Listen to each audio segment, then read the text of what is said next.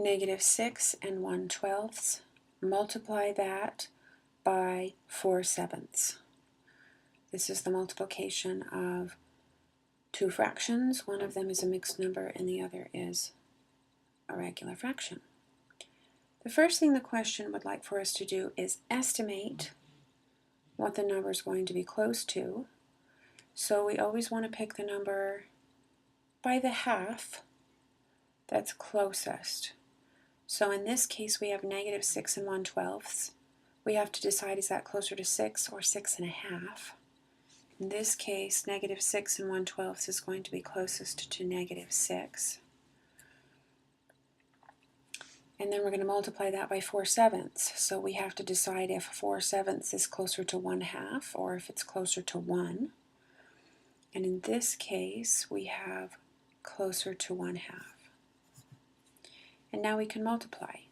Negative 6 is negative 6 over 1, and 1/2 is 1/2. Now here we could do some reduction. I'm not going to in this case, and you'll see why, but we could, and you can. Remember that when we're multiplying fractions, we always just multiply straight across. Numerator multiply by numerator, denominator multiply by denominator. So we have negative 6 times 1, and that is going to give us negative 6. And we have 1 times 2, and that is 2. 6 divided by 2 is 3, and we have to have the negative sign there. So in our estimate, we know that the answer that we get is going to be very close to negative 3. Now let's go ahead and just solve for the problem. Remember that when we're multiplying fractions, we need to get them in the same form.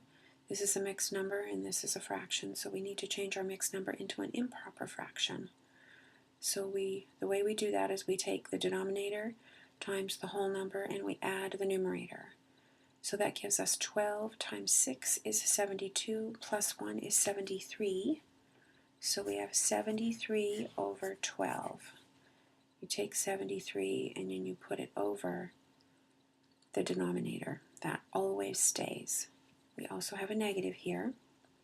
And then we want to multiply that by 4/7.